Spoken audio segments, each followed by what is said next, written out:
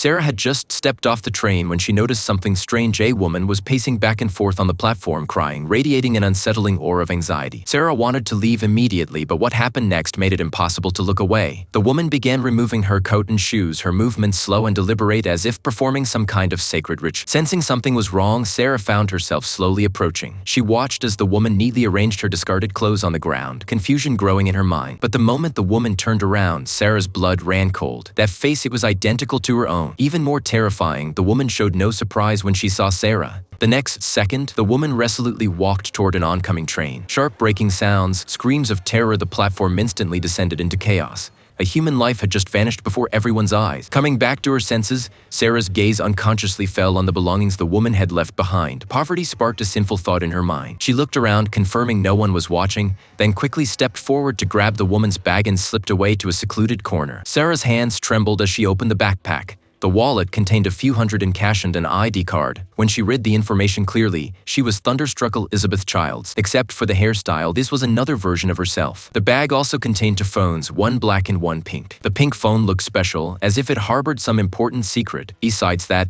there was a set of keys, presumably to Beth's home. A crazy plan began forming in Sarah's mind. Following the address on the ID, Sarah found Beth's luxury apartment. The entire place was decorated with heightened sophistication. The closet filled with designer clothes, including men's clothing. From the photos on the refrigerator, Beth was married to a man named Paul who also appeared to be successful. Sarah couldn't understand why Beth, with such a perfect life, would choose suicide. A note from Paul indicated he was away on business. This gave Sarah ample time to execute her plan. She deliberately damaged Beth's bank card, then began frantically mimicking Beth, dyeing her hair the same color, practicing Beth's speech patterns and signature, wearing Beth's clothes. Fully prepared, Sarah went to the bank and successfully deceived the staff, even discovering that Beth had a safety deposit box. However, when the box opened, Sarah was disappointed. Instead of the treasure she expected, there were only 3 birth certificates. Sarah studied them in confusion before stuffing them into her bag. Just as she walked out of the bank building, her car across the street began flashing its lights frantically. Sarah's internal alarms went off, but before she could react, a police car suddenly emerged from around the corner, blocking her path directly.